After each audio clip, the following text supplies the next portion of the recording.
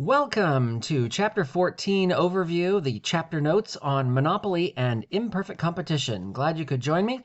Let's take a look at what we're going to learn in this chapter. First of all, we're going to learn what a monopoly is, where a monopolist produces, and what is the profit maximizing output. I think you know the answer, MC equals MR. We're also going to look at the differences between monopoly and perfect competition, what effects that has on society and as well as our decision making, and what efficiencies and inefficiencies are at work here, as well as taking a look as we wrap up the chapter with price discrimination and why market power has such an impact on this price discrimination that we'll talk about. So sit back and enjoy Monopoly as we take a look at this chapter. First of all, it's important to note that when we talk of imperfect competition, and we're going to look at three different types, we will look at monopoly, we will then take a look at monopolistic competition, and then we will close it up with oligopoly in the end. But in looking at monopoly, these are firms that have significant market power. So when you think monopoly, think market power. That's really the important piece here. Someone in monopolistic competition doesn't have as much market power. But a monopoly, when you're a dominant player in the market, you have significant market power. You're not a price taker. You're a price maker. And that makes a big difference here. So when we look at Facebook, like we talked about in class, the idea of why the Federal Trade Commission, the FTC, is going after Facebook is merely because of the idea that they have market power and they're using it. They're using it in terms of quashing the competition. They buy them or bomb them, right? And that is indicative of someone with market power that doesn't see the need to buy them, sees the need to destroy them, if you will. And the idea there is not just market power in that sense, but also in the sense of where do we charge in terms of how do we earn money for our services. So they're looking at that as well. Google is another great example of having some market power here. Are they the only player in the space? No. That is a misnomer about monopolies, because it doesn't have to be just the only single firm or the only firm in town. There can be others, but this firm has significant market power in terms of the price making that it can do in the marketplace, and that is what is significant about a monopoly in this sense. We look at Apple with their Apple Store, the App Store, and what they charge to those who want to put their app in the Apple Store.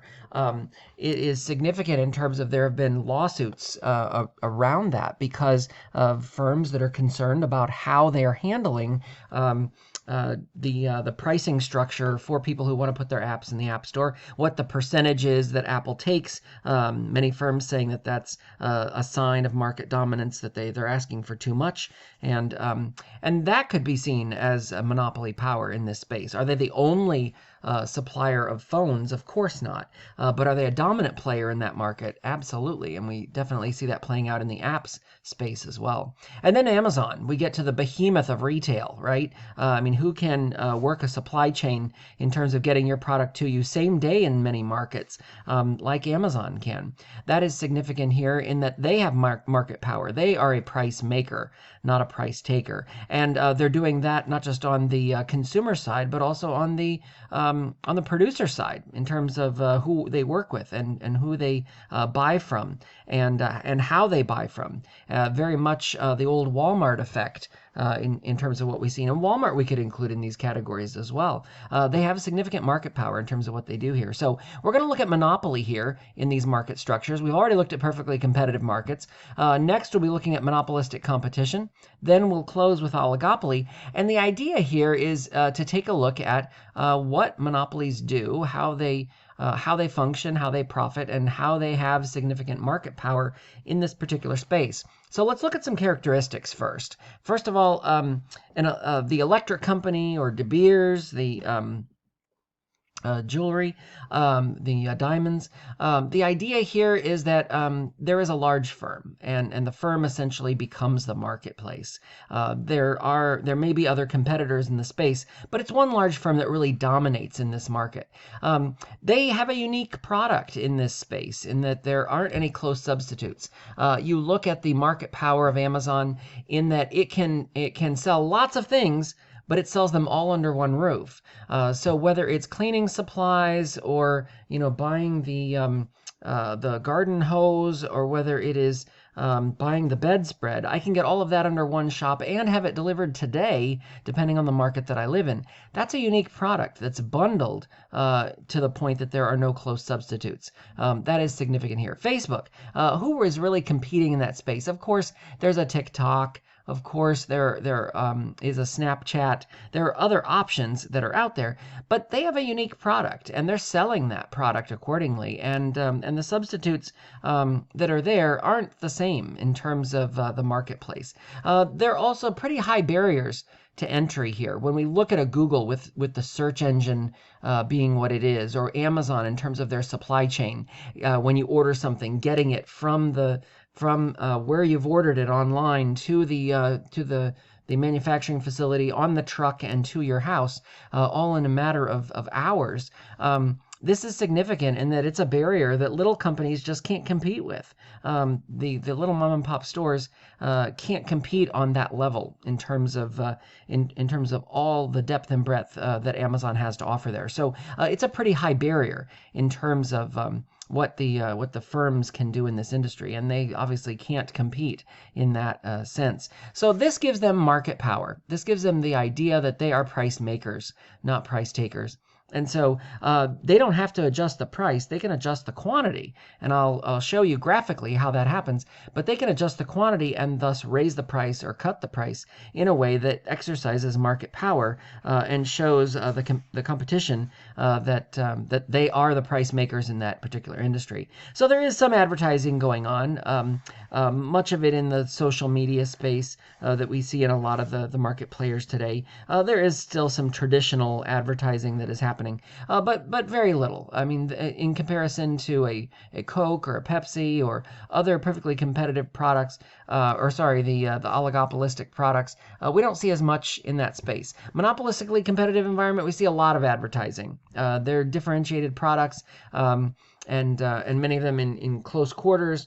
So you see a lot of advertising in monopolistic competition because there's a lot of different products, and they're trying to get you to buy their product, not someone else's.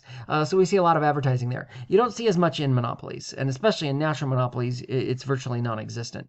And that's what we see here in this space. So which of the following is a source of monopoly power? It really is that barrier to entry. The idea is that it's not scarcity. There's plenty of it. They have the product. Elasticity of demand. Well, there might be some of that, but again, the source of monopoly power really comes from this barrier to entry. It's not about low profits. It's not about free markets. It's about the barrier in terms of the economies of scale that are at work here. A monopoly can exercise economies of scale like no other, which is why they have a monopoly. Amazon has that supply chain we talked about. And so having that is a huge barrier to entry. It helps them in economies of scale to reduce the overall cost per item that is sold because they're spreading it out over all of the items that they're selling. But that's a barrier to entry for people that are just joining the space. It's really hard to compete in that market. Alibaba on the international front has a very similar model. It's very hard to compete with an Alibaba because they have economies of scale in the marketplace. And that barrier to entry for other firms that want to compete is just non-existent. It's really hard to ramp up and to be able to do that in any type of size and scope of what we see there. Now, let's talk about market share of a monopoly. They, as I mentioned, may have competitors in this space, but it comes down to the market share in terms of total sales in terms of one firm. So if we look at these companies in the market, this is eyewear by Luxottica. We've got Google for search, Microsoft in the PC market, and look at Windows. I mean, they went through that in the 1990s, dealing with a monopoly on Windows operating systems and the Microsoft Office platform being loaded on all of those machines. And then you have Nike in basketball shoe retail space.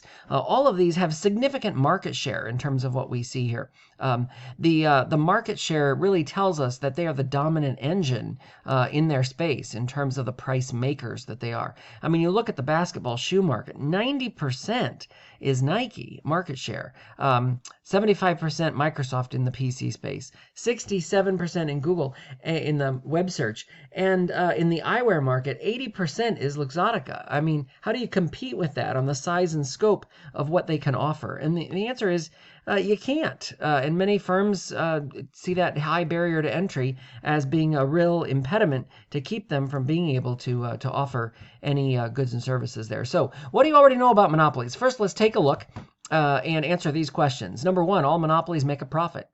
True or false? Number two, monopolies are usually efficient. True or false? Number three, true or false, all monopolies are bad for the economy. Number four, all monopolies are illegal. True or false? Number five, monopolies charge the highest price possible. Is that true or false? And number six, the government never prevents monopolies from forming. So what do you think? True or false? You can pause the video here if you need to in order to think about it. But let's talk about these, because the answer is that they're all false, okay? Not all monopolies make a profit. Okay, they don't. Are they usually efficient? No, they're usually inefficient. They're usually inefficient in nature, and we'll see why when we graph it out. When in doubt, graph it out. Are all monopolies bad for the economy? No, some monopolies are actually good for the economy because of their economies of scale, the size and scope of what they provide. Usually natural monopolies. So think of it like an electric company, or think of it like a water company. A utility service. All of those are natural monopolies. They're created by government as a result of some type of economies of scale they can take advantage of. And those aren't illegal. They aren't illegal.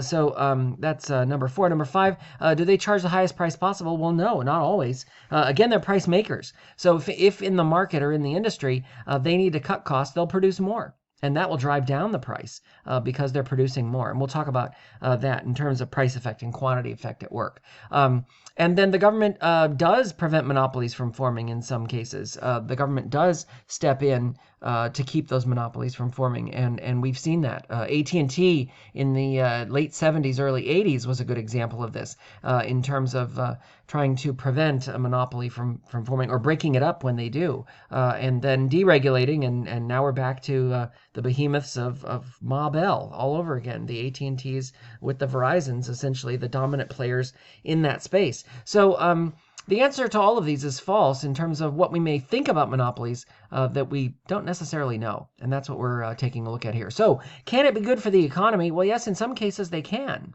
An electric company is a great example of this in that they can be good for the economy. If you had three companies that were competing, and we're kind of seeing some changing of the guard here in terms of this space, but if you had three electric companies competing, they would all have to ramp up in terms of those barriers, huge economies of scale that they would have to pass along to customers. That would raise prices. And all three of them would be raising prices. So essentially you'd have an oligopoly. You'd have a triumvirate of companies that are basically in the market. And they'd all be driving up prices and consumers would pay more. So if the government is monopolizing that by picking an electric company to be in that dominant space, what we have seen is that it actually drives prices down.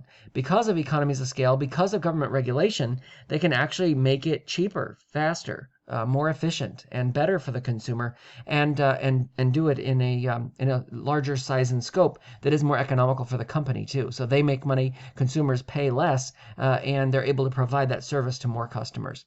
Now, that's the idea, is that it keeps prices low, and that economies of scale really is what is the driver here in a monopoly. Because they can do it better than anybody, they are able to ramp up those resources and do it on a size and scope that is practical for them to do, but impractical for smaller firms to be able to compete in that space. So a natural monopoly is a great example of what we see here with an electric company, like I said, a utility company or a water company, all of those similar in the space in that they can produce it at the lowest cost because of that economies of scale. So important that economies of scale is there. That's really what's driving the monopoly. And if you look at the behemoths we talked about, the Facebooks, the Googles, the Apples, the Amazons, they have economies of scale. They have been doing this for a long time. They have a lot of customers. And with that, they can pass along cheaper resources at a size and scope that other companies just can't compete with. And they can do it for pennies on the dollar compared to a new company that's ramping up trying to compete in that space. And so that really is where economies of scale really is their advantage and really helping them. Now let's shift gears and talk about drawing monopolies. How do we actually see this in action in taking a look at what monopoly graphs actually look like? Now, the good news is there's really only one graph. Now, there is a natural monopoly graph, which is a derivation of this. So essentially two graphs, if you want to be technical, but it's the same graph. It's just a difference in terms of how much profit is actually to be gained here. The cost curves are the same. So what we talked about in the previous chapters about cost curves, about marginal cost and average fixed cost, average variable cost, average total cost, these are all the same in terms of what we're looking at. And we're applying the monopoly market to these cost curves to see where we would maximize profits, where we would produce, where we are profitable. All of those cost curves are the same. But the same profit maximization rule still applies. And that is we maximize profit where MC equals MR, where MR equals MC, where the marginal revenue is equal to the marginal cost. And we're going to see that in all four of these different market structures, whether it's perfect competition, monopolies, oligopolies, or monopolistically competitive firms, they're all going to maximize profit at MC equals MR. Okay, so that rule still applies. It is unchanged. And lastly, the shutdown rule also applies. So if they're not able to meet AVC, that minimum AVC, if their marginal revenue coming in is not equal or greater than their AVC, then they would be in shutdown condition. They would not be able to keep their doors open. So that rule still applies and will apply to the market structures that we see. So this is the monopoly graph, key graph 34. It is a downward sloping demand curve. Remember, in perfectly competitive environments, we had Mr. DARP. Well, Mr. DARP does not exist in a monopoly. Mr. DARP is separate from those other items we just mentioned. So demand curve is downward sloping because of the law of demand that basically says as the price goes up, the quantity demanded falls. And as the price drops, the quantity demanded will increase. It is inversely related to the price in terms of quantity demanded. Now, it's quantity demanded, not a shift in the curve. So that's moving along the curve based on those prices. Where do we find the price? Great question. We'll take a closer look at this in a moment, but we're always going to produce where MC equals MR. Notice we are producing here at MC equals MR. Here is MR, the marginal revenue curve. And let's talk about that for a moment before we get there to the price. Marginal revenue is below demand. I'm going to show you why in just a second in terms of price effect and quantity effect at work here. But you may remember the quantity effect is up here at work ahead of unit elasticity, this idea of where marginal revenue equals zero, essentially taking this up here. This would be the elastic portion of the demand curve and the marginal revenue. In order to sell more and make more money, again, profit maximizing is going to be where MC equals MR. We're going to maximize revenue at the idea of MR equals zero in terms of the elastic portion. Unit elastic would be where MR hits the quantity axis, where MR equals zero, what we would see here.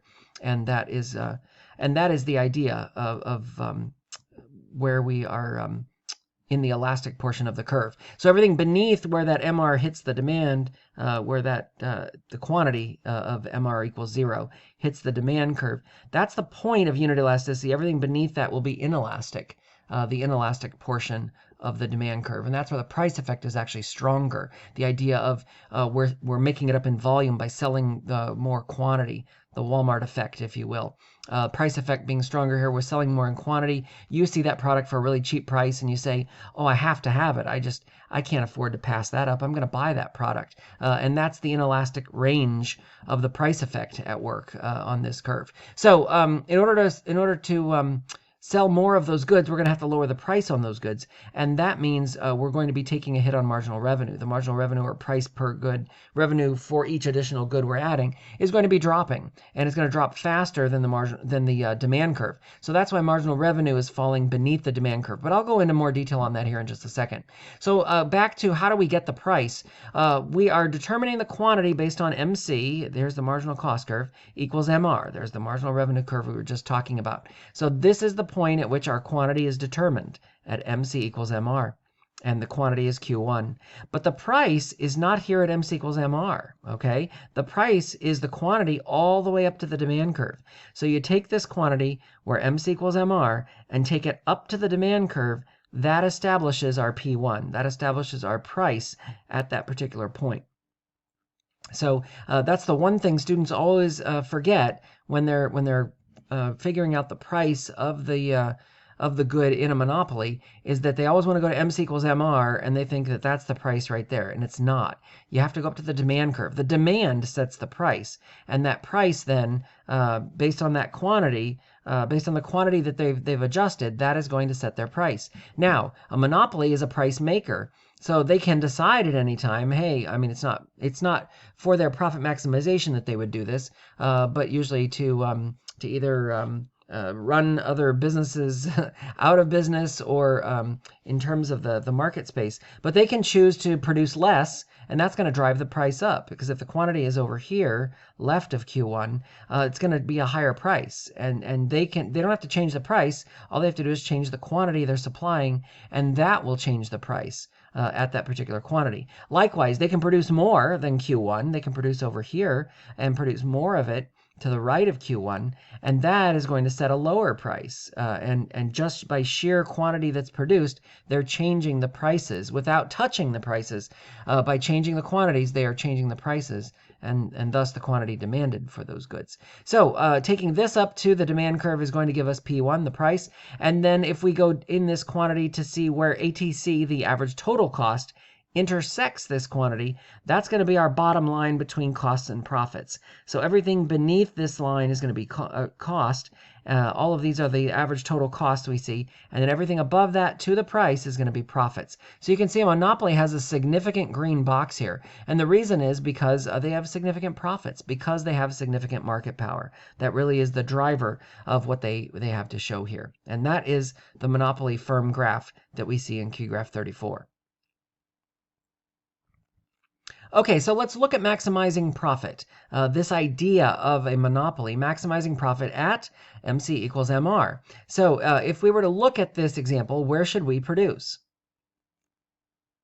And again, when I ask these questions, feel free to pause the video if you need to in order to take a closer look at the graph.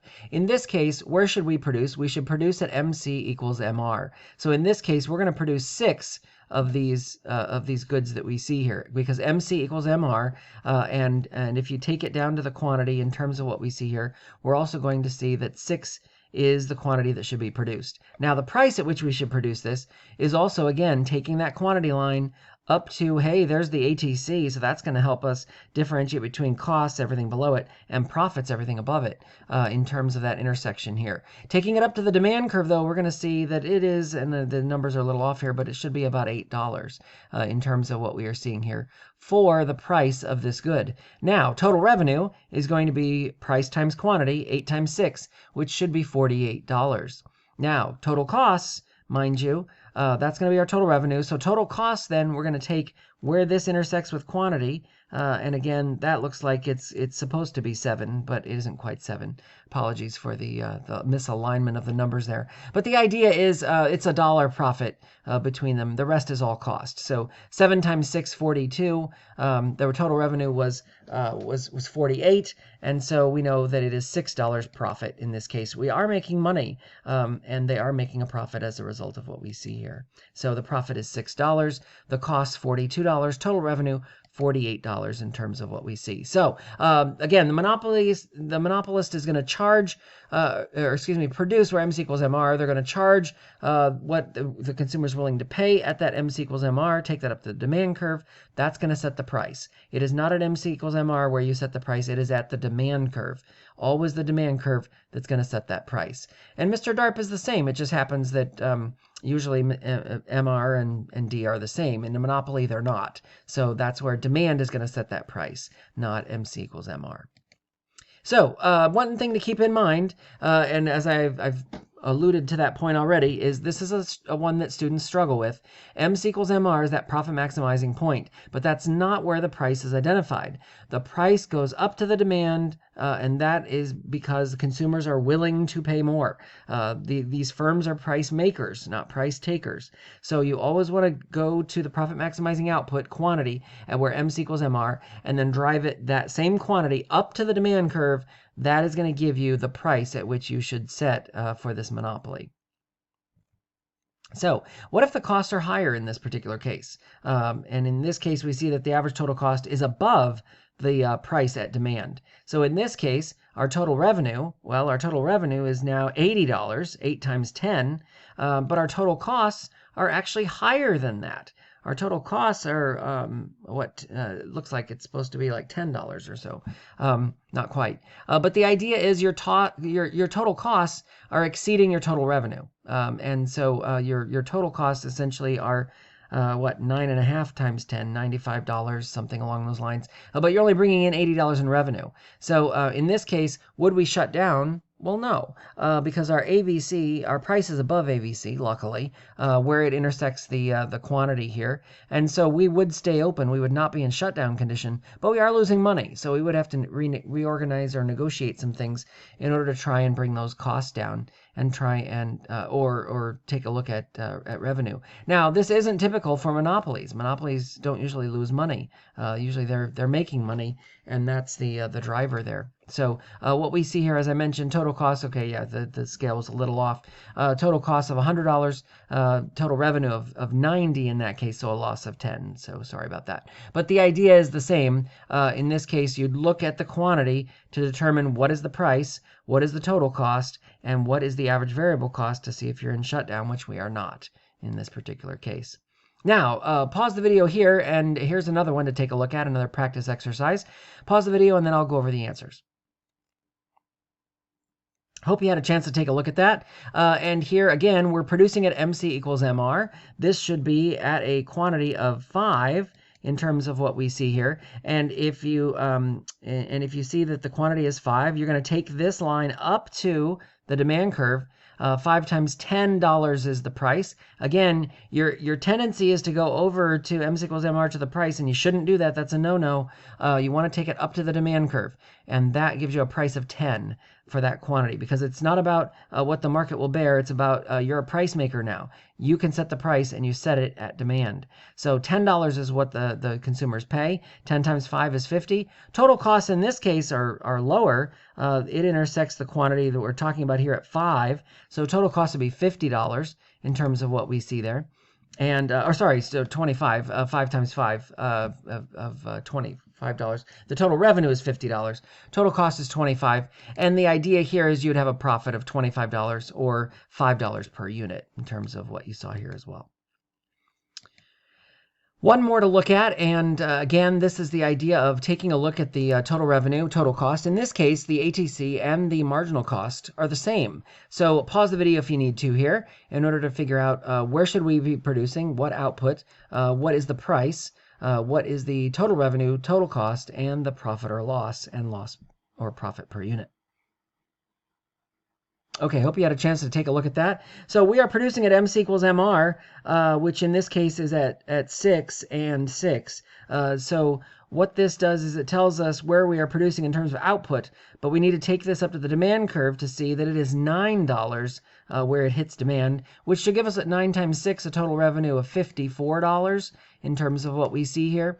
Now our total costs, MC is ATC in this case. Our total cost should be 6 times 6, $36. And that's what we see here in the blue shaded area, $36. Again, 6 times 6.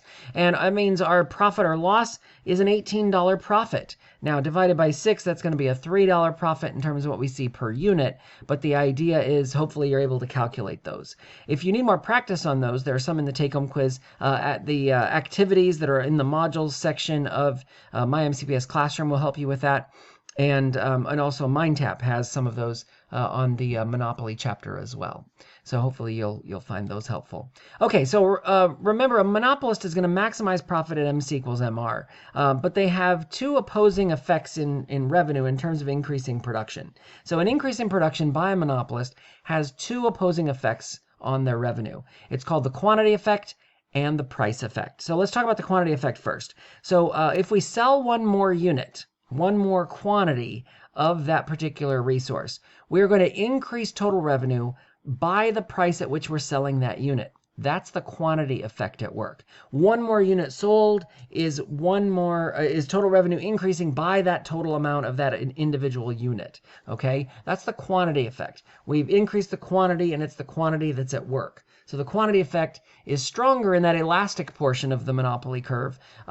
And we'll see that how that plays out in a moment.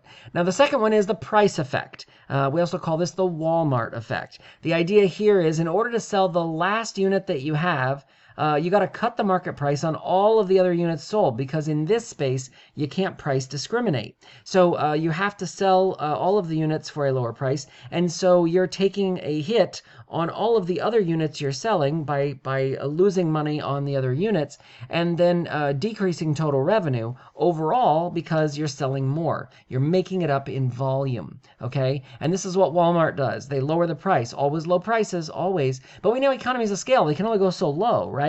So it's the price effect we're looking at here in the Walmart effect. And that is by lowering the price, they can sell more of them. And by selling more of them, it's the price effect that is at work here. And is stronger in the inelastic portion of the monopoly graph in terms of what we see. So let's see how this plays out then in the graph itself in terms of how monopolist is going to maximize their profit in looking at this. So we're going to sell one unit at $10. The total revenue is $10, and the marginal revenue, we haven't sold any up to this point, so it's also $10, okay? So those are our quantities, price, total revenue, and marginal revenue that we see in the yellowish orange box that we see there.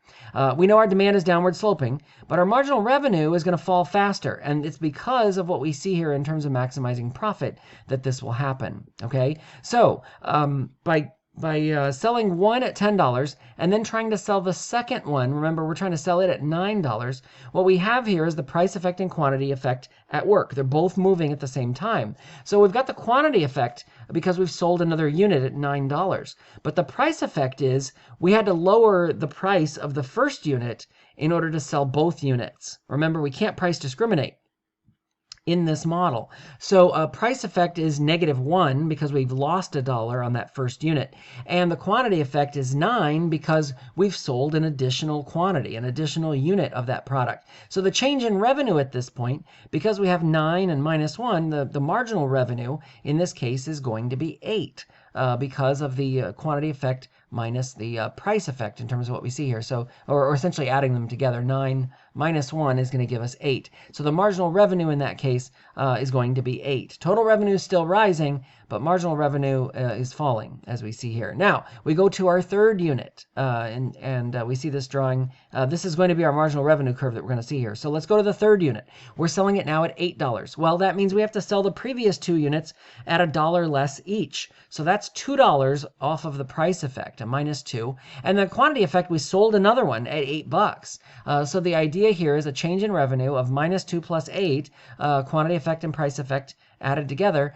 In this case, we see 8 minus 2 is 6. And so the marginal revenue then becomes 6. Even though our total revenue is rising, marginal revenue is still falling. And we see that graphed out here. This is becoming our marginal revenue curve, which you can see is falling much faster than the demand curve that we see here. It is downward sloping. Marginal revenue is going to hit that quantity axis before demand does, as we know. Now, we go to the fourth good, and you get the drill in terms of what we're doing here. We're selling the fourth good at $7. We've got to lower the price on the first, second, and third goods by $1 each, so that's -3. And the quantity effect is we sold one more unit of those goods at $7, so now 7 minus 3 is 4, and our marginal revenue is now $4 in terms of what we see here.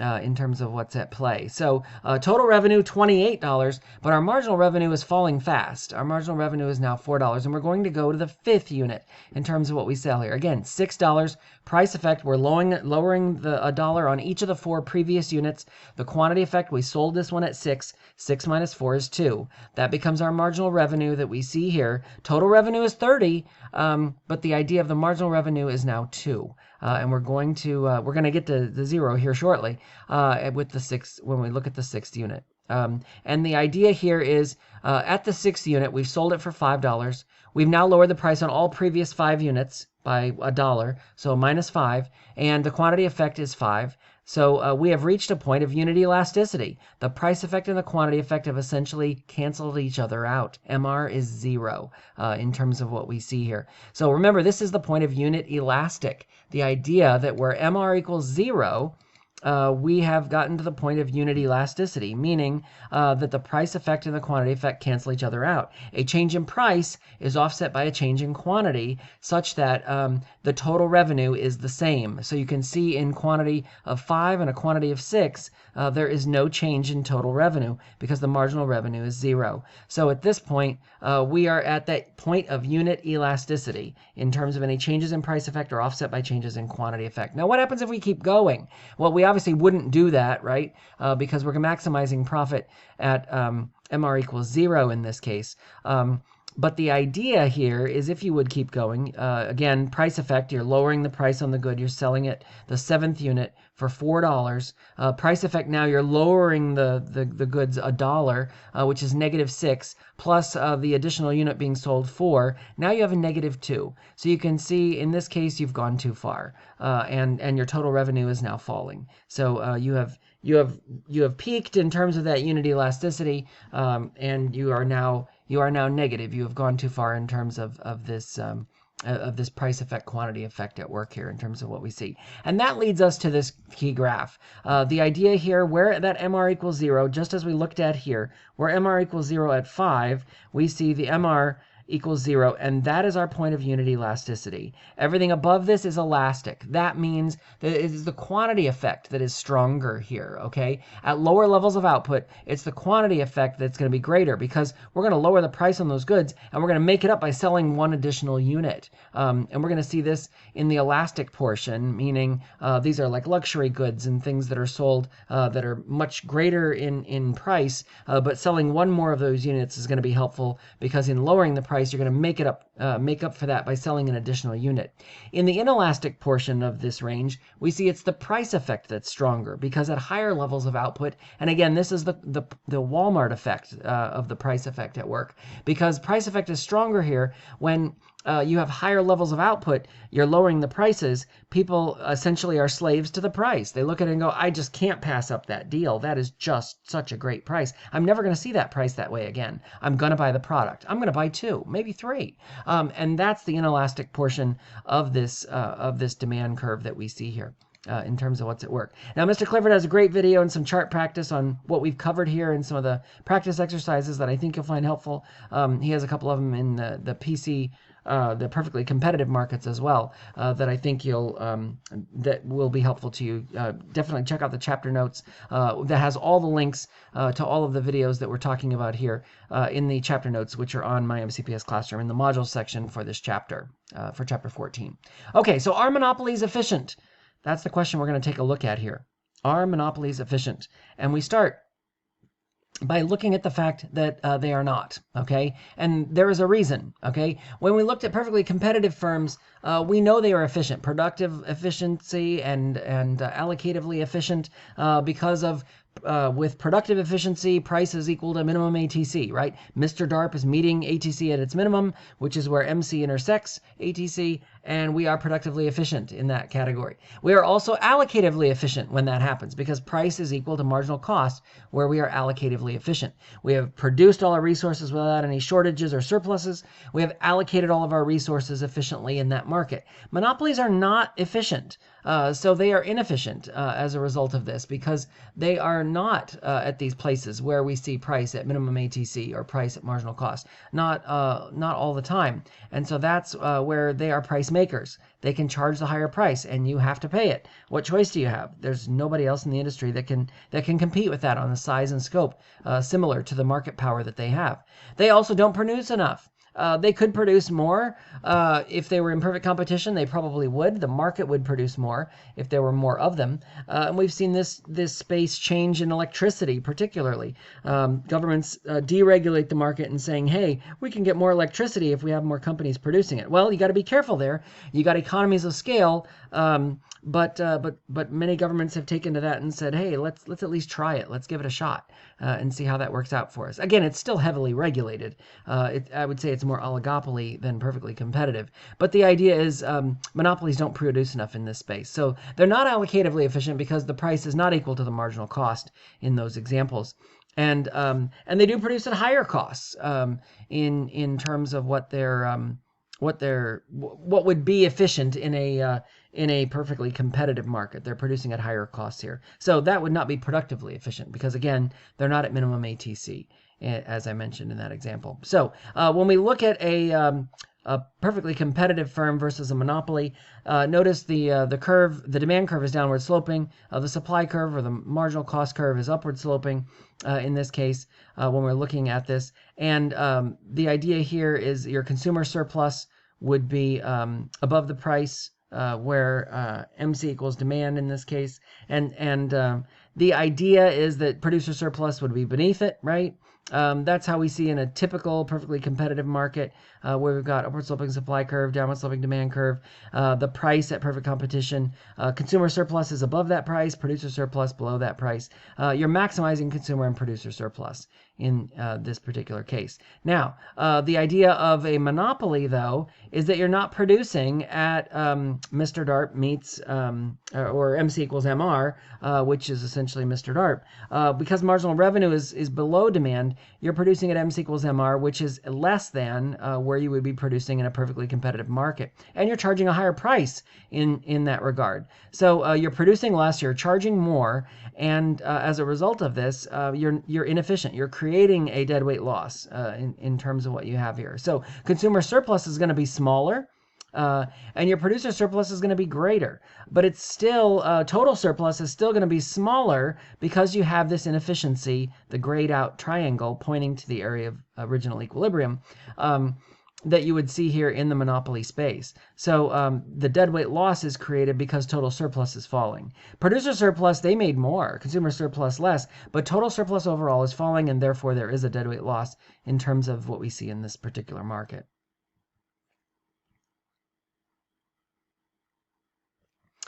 So, are they productively efficient? Well, we've kind of established that they're not in terms of what we've seen there. But does price equal minimum ATC? Well, no, not in this case, because again, the idea here is that the price is above minimum ATC in terms of what we're producing here. And that would be in a perfectly competitive market in long run, you would be at price equals minimum ATC. In this case, they're not at minimum. They are producing at MC equals MR, which the total cost is greater than minimum in terms of what we see here. And the price they're charging is greater than the minimum ATC or what ATC is. So are they allocatively efficient in terms of charging at the price equals MC? Well, looking at the graph, we can say no. The price is also greater here. And again, it's because of the market power that they have. They don't have to just charge a price that is the marginal cost. They can charge above and beyond that, and they do. The quantity at MC equals MR, take it up to the demand curve, this is $8, where if they were looking at allocative efficiency, the price being at MC, which would be about $6.80 or almost $7 in terms of what we see there. So we can establish, based on what we've seen here, productively and allocatively, monopolies are not efficient in this regard. They are not allocatively efficient because price is not equal to marginal cost, and they're not productively efficient because price is not equal to minimum ATC. So let's look at the natural monopoly for a second. We'll come back to this with another key graph on natural monopoly. But this is essentially where government has determined that they are producing at a socially optimal quantity at the lowest cost due to economies of scale. So the idea here is that government is kind of regulating them to make sure that they earn money, but not too much money. Let's not go crazy, right? In terms of what's being established. So in a natural monopoly, the idea here is that you have one firm that is producing here at that socially optimal point, and the idea here is that you have marginal cost equaling the price in terms of what you see here, because again, ATC is falling at that socially optimal quantity. The idea of allocating resources effectively in terms of what we see here. So the quantity and a natural monopoly is different. If we were looking at fair return, we'd be looking at ATC, crossing demand. So the quantity would be here in terms of what we're seeing in terms of fair return. Allocatively or socially efficient would be what we see here at marginal cost equals demand. And that leads us to our key graph 35. So what we see here is the same monopoly graph. The only difference here is notice that the MC equals MR, in terms of where they are producing, is taken up to the demand curve, just like the other one, and this determines our price. Okay, ATC, the costs are higher here, so you notice the profit box, the green box, is not as large. It's not as great as the other one we looked at. There's not as much here. And so this is a natural monopoly because the idea is government is stepping in to help create or keep this monopoly at work. And so government sometimes steps in and says, hey, your total costs are actually pretty low and you're making all kinds of money. Maybe we should think about looking at this at fair return, or looking at this at socially efficient, which is kind of what we just looked at. So in this graph, what we see here is the price at average cost, essentially the average total cost, is what governments many times regulate because they want you to break even. And so that would be the price that you would be charging, much less than P1, mind you, what you'd be charging in order to cover all of your costs. They're like, well, firms break even at zero economic profit or normal profit. Why can't a monopoly do the same? And so, again, that would be where the government would allow them to charge. Some have actually regulated, and again, I don't advise this, a socially efficient price in which marginal cost meets demand.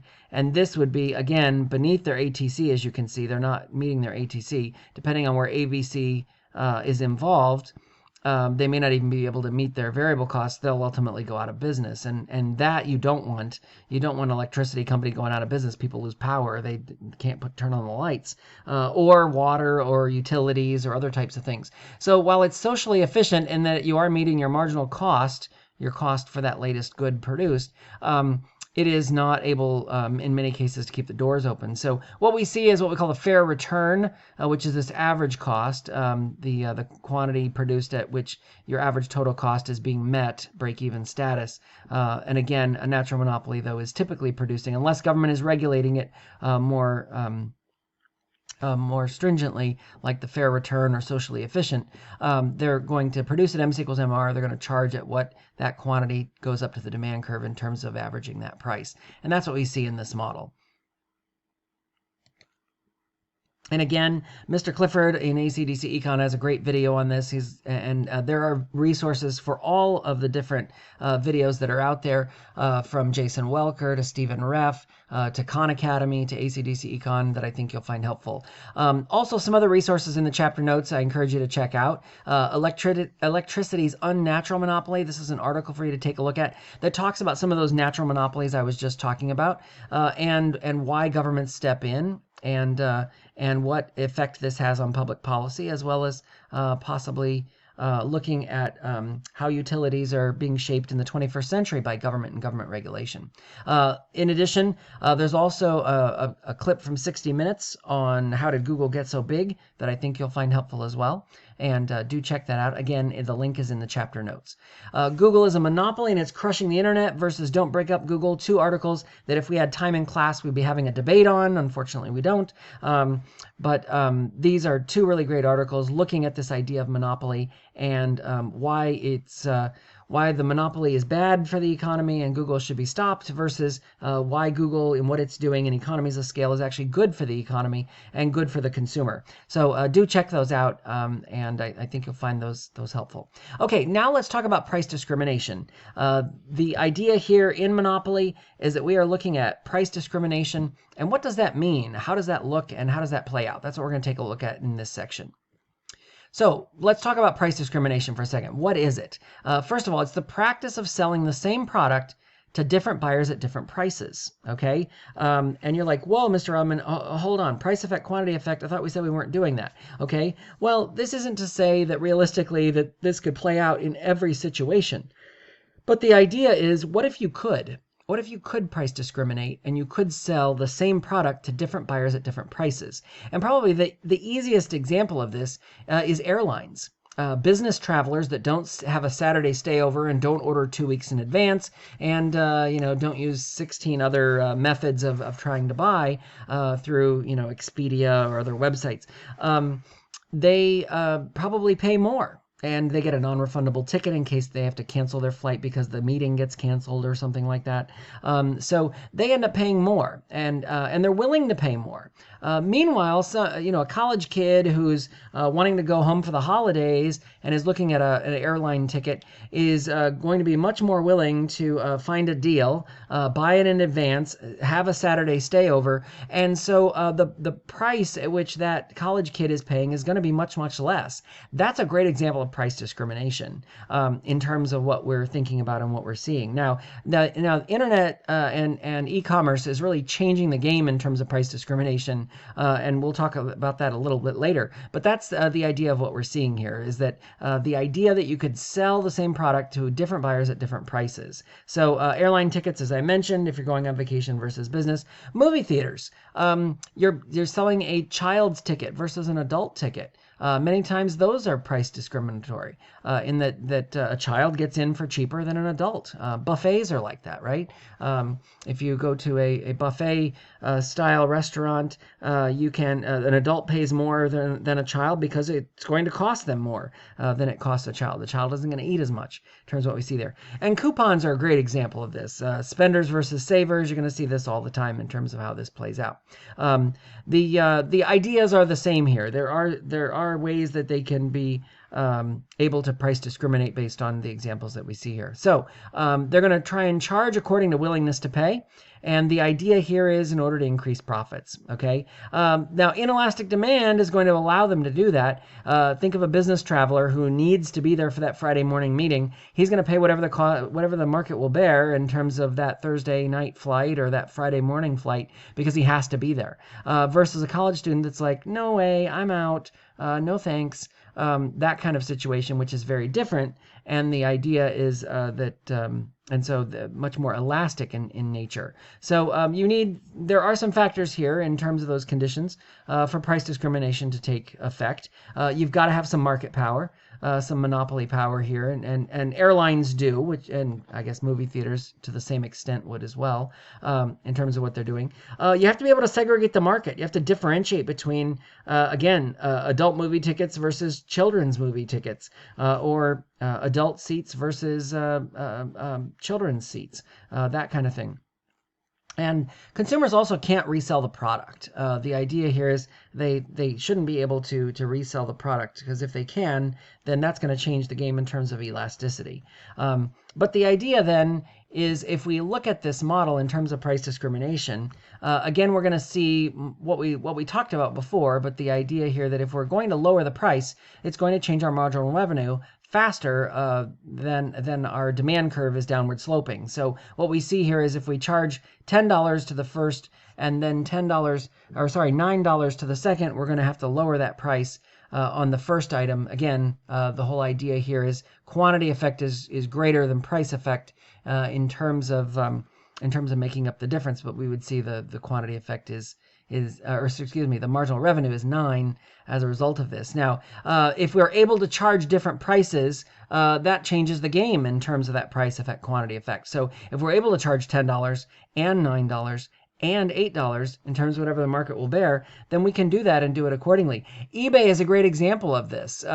If I can go on there and I can charge somebody $10 for one item, and then I can't move the next item, and I can charge it $8 and sell it to somebody, and then I can come back and charge somebody else and sell it for $9, then that's very successful for me as a business. But you've got to have some market power there, because if you don't, and you're trying to sell those items, somebody's going to go somewhere else. They're not going to buy from you. So what we see here is our marginal revenue is falling, falling, but our total revenue is rising. And ultimately, if we can price discriminate, what we see here is that our total revenue is going up even while our marginal revenue is dropping. We can maximize more profit this way by selling those individually. But again, the rules at work here in that you have to have market power, you have to differentiate the product and have a unique product, and you also have to have a point that the consumer can't resell the product in order to be able to get there. That's really important as well. So in terms of price discriminating monopolies, in this case, the marginal revenue does equal the demand curve in this particular setting. And what we see is in a non-price discriminating monopoly versus a price discriminating monopoly, in this case, what we see is the marginal revenue is going to fall faster in a non-price discriminating monopoly versus a price discriminating monopoly. Now, there's not a lot of industries where you can do this, where you have the market power to be able to make this happen, which is why this key graph 34 is more indicative of the type of monopoly power that we see. They're not able to price discriminate. They are lowering the price on all of those goods, which is why the marginal revenue is beneath the demand curve in terms of what we see here. So a perfectly discriminating monopoly can charge each person differently so that the marginal revenue equals demand. But as we know, a perfectly discriminating monopoly can charge each person differently so that the marginal revenue equals the demand in terms of what we see here. And again, you would produce at MC equals MR, just like we've always talked about in terms of maximizing profit at that particular sense. So pause the video here and identify the price, profit, consumer surplus, and deadweight loss. Okay, so hopefully you paused the video and took a look at this. So what is the price at this point? Well, the price is everything because, again, we're able to price discriminate. It's going to be everything up to the demand curve because there's going to be somebody that's going to pay $1,000 for that good. There's going to be somebody that's going to pay $100 for that good. There's going to be somebody that's going to pay $10 for that good. And depending on where we are in terms of what we're producing, we're going to produce all the way down to where our ATC is. So we can sell those goods for all the way down to the ATC because we're still meeting our average total cost. We're maximizing our profit by selling up to and including where we meet that ATC. Now, in terms of profit, that's also what we see here. Our consumer surplus is also going to be there. And the deadweight loss, well, in this case, there isn't any. Why? Because, again, we've been able to price discriminate. And again, this isn't always a likely scenario. Not every business can price discriminate in a way that is effective. But what we see here, and again, not always a likely situation that a perfectly price discriminating monopoly can charge whatever they want. What we see is more indicative of the one I showed you in key graph 34. So no deadweight loss in this example because, and no consumer surplus, by the way, because everybody is paying what they are willing to pay, and so there is no extra. The person who is willing to pay $10,000 for this good is able to pay $10,000 and get the good. The person that's only willing to pay $10, as long as it's above ATC, is able to get that good as well. So is perfect price discrimination in our future? Again, if we were in class, we'd take a look at a couple of these articles examining this idea of price discrimination and our online behavior and how it impacts our sensitivity to prices. But online has definitely changed it. And it's an interesting article for you to check out. We talked about key graph 22, the idea of elasticity changes. Again, the price effect is going to be greater in the inelastic portion. The quantity effect is going to be stronger up here in the elastic portion. Again, because at lower levels of output, you're going to see the quantity effect greater. You're selling one more good at a higher price. Think of it like luxury homes. We're manufacturing or luxury goods. You're manufacturing diamonds. If you cut the price on diamonds, you sell one more diamond, you're making more money off of the diamond you're selling. That's a quantity effect at work. And it is definitely going to overshadow the price effect, the lowering the price on all the previous goods because you can't price discriminate. In the inelastic portion, it is the price effect that's at work because by lowering the price, you're actually making it up in volume, the Walmart effect in terms of what we see there. So if the monopolist sells more and has to lower the price, then at higher levels of output, the price effect is going to be stronger. At lower levels of output, the quantity effect is going to be stronger. Again, because they're only selling one more quantity of that item. So that's what we see there. So at higher levels of output, price effect is stronger. This is in the inelastic portion of the demand curve. And again, that's the Walmart effect, because as the monopolist is selling more, they're having to lower the price on many units, but the price effect is larger there because they're able to make more money off of the volume that they're selling.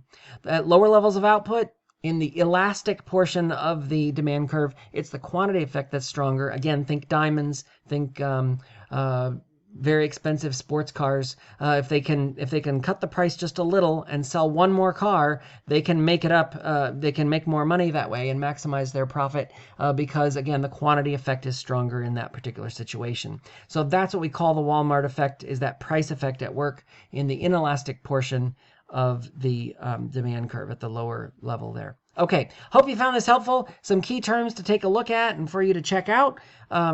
And the page numbers that associate with it. You can pause the video here and take a look at those key terms. Not as many in this chapter. The take-home quiz is also going to be really helpful because there's some really great questions in there. Again, we put the take-home quiz online, and you also have the the mind tap video, or the mind tap simulations that I think will really help for you to be able to go through those as well. Applying it to your business, looking at the entrepreneurship aspect of the business. Is your business a monopoly? Is there market power in what you're selling? How will you compete if there are competitors that have significant market power? And is it realistic to look at this and say that you do have market power? Maybe not. You might not in that particular case. So where is the price effect stronger for your business? Are you a Facebook or are you not? Are you the competition that's trying to struggle with economies of scale? Is the quantity effect stronger for your business? Maybe it's more luxury items that you're selling in the elastic portion of the demand curve. And the quantity effect is stronger than the price effect because at lower levels of output, you're making it up in the additional quantity item that's being sold. And how will you determine if it's the quantity effect or price effect for your business in order to produce in these particular spaces? What are the differences in producing between an unregulated industry versus the fair return or socially optimal or socially efficient model that we talked about in those monopolies? And then how would it affect the way you do business? So something to think about when it comes to entrepreneurship and opening a business and looking at your entrepreneurial spirit. Now, I'm going to just run through the 5 things you need to know about monopolies that I think you'll find helpful here. These are the 5 things you need to know about the monopolies, and I hope you find this helpful, just as a quick rundown of everything we've talked about in the overview chapter. And again, go back and look at that overview chapter if you'd find that helpful. But this is looking at the 5 things you need to know about monopolies. Here we go. Number 1, monopolies are producing at MC equals MR. Okay, again, profit maximization is at MC equals MR. It is not at MC equals D because, again, they have market power and they're going to produce at an artificially smaller quantity. They're going to sell a higher price. They're going to take that quantity up to the demand curve. That sets the price for a monopoly. In a perfectly competitive firm, they're not going to be able to charge that. But here you can, and you can make money in the process. So monopolies produce, just like perfectly competitive firms, they produce at MC equals MR. Secondly, they do cause inefficiency in the market because they're producing a smaller quantity and they're charging more. Notice the consumer surplus in a monopoly is much, much smaller than a consumer surplus in perfect competition. And that is because producers are gaining. The monopoly has market power, and that market power allows those firms to be able to make more money. The producer surplus is greater, but the total surplus is not. Remember, total surplus is actually less here because of deadweight loss, the deadweight loss that is created in this model. This gives monopolies obviously a lot of market power. They are price makers, not price takers, and definitely causes inefficiency because of what we see here. Looking at number 3, monopolies are monopolies in many cases because of economies of scale. If you watched the overview video and you saw when we were talking about Facebook and Amazon and Apple and Google, why is it that they're monopolies with significant market power? And again, not meaning there isn't other firms in the space, but nobody that can really compete with them. It's because of economies of scale. It's because of the economies of scale that they have that no one else does. They're able to take advantage of those economies of scale, and Amazon can get you a package for silverware and toilet bowl cleaner in one box in one day, in a matter of hours, all right to your door. And so that's economies of scale. Many mom and pop businesses, most mom and pop businesses can't compete with that. Can't compete with that on economies of scale. And then if we look at the natural monopolies, they definitely have this because the economies of scale are regulated by the government and in many cases are put in place by governments in order to keep businesses afloat and in order for them to help bring down costs for consumers. So we see economies of scale really being a driver for many of those businesses as well. Number 4, monopolies don't produce at socially efficient quantities, okay? The reason is because they'd lose money, they'd go out of business, and the last thing you want to do is lose your water and your power, okay? So where are they producing? Again, they're going to produce at MC equals MR. They're going to produce it where marginal cost is equal to marginal revenue, and then they're going to take that quantity up to the demand curve to determine the price, P1. Now, governments may regulate them to say, hey, we really want fair return, which is that average cost price, or the price at average cost, which is here, where ATC is a little higher than its minimum, but they are able to meet all their costs. They're at zero or break even, normal profit, and they're producing more.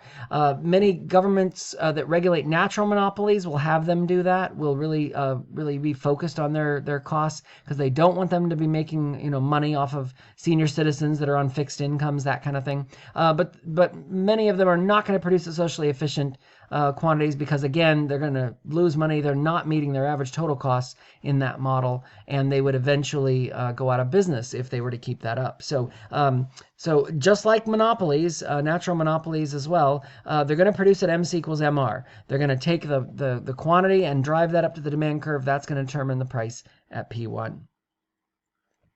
And then lastly, perfect price discrimination is going to increase profit in a monopoly, but we don't see this. It's not always possible for companies to be able to do this in the markets that they're in. But we have seen some, like we mentioned, with airlines, movie tickets, other things like that, buffet lines, where they can charge more for children or charge more for adults, less for children, that kind of thing. Business travelers pay more on airlines versus those college kids or people on vacation. And the reason is because they're soaking up the consumer surplus. They're basically there is no consumer surplus because everybody who wants to buy a ticket can get one. Okay, so this increases the profit in a monopoly because essentially you don't have any deadweight loss because you have essentially sold every quantity of every item that you have been able to produce and sold it at various prices. So there's no consumer surplus either. That willingness to pay has essentially been established and met by the monopolist that is producing it. So those various prices are able to help consumers get what they want, where they want it, and what they're willing to pay for it. And then all goods are sold. So there's no leftovers, and that's going to help the monopoly in terms of increasing their profits as well. Hope you found this helpful in terms of the 5 things you need to know. And this is the answers to the take-home quiz practice set, the study questions. These are also online on the MyMCPS classroom page. The answers with explanations are there as a PDF if you want more detail on the problems and exercises, especially in terms of those. You can find those there in the PDF file.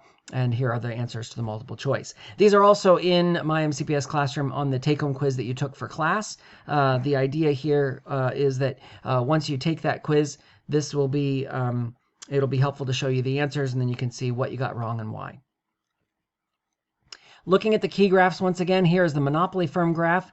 This is key graph 34. Again, we produce it where MC equals MR. You take that quantity up to the demand curve. That gets you the price at P1. And the total costs would be delineated where that quantity intersects ATC. And that would be the dividing line between what are your costs down here and your profit up here, all the way up to the price line. Natural monopolies, same thing, producing at MC equals MR. The quantity driving up to the demand curve determines the price at P1. And then where that ATC intersects that quantity is the dividing line between profits and costs. But in natural monopolies, because they are government regulated, sometimes they ask for fair return or average cost. And that would be here at demand meets ATC. they're meeting all of their average total costs, break even or normal profit, zero economic profit. And then some will ask for socially efficient, but again, if they're doing that, they're not going to do it for very long because they're going to be going out of business, especially if they don't meet AVC, they're being shut down. And the last thing you want is for your power to go out. So that would be socially efficient, and that's where marginal cost meets demand. And again, that means they're not meeting their ATC. They're actually losing money in that scenario. So natural monopolies don't stay natural monopolies very long if they're in a space where they're at marginal cost equals demand or the socially efficient product there, because they're losing money. And they can only lose money for so long, and then they're out of business. All right, again, I mentioned the resources that are available on Monopolies. I've got Khan Academy here, Jason Welker, ACDC Econ, Stephen Reff. There's a lot of great resources out there on Monopolies. All of these are clickable links on the chapter notes, so do check them out on the chapter notes on my MCPS Classroom. I think you'll find them helpful. That's it for Monopolies. Next time, we'll be looking at firms in monopolistic competition, looking at Pepsi and Coke, looking at Chipotle and Panda Express and McDonald's. What is there all about that? Let's go to the mall. We're going to in the next chapter. We'll see you then.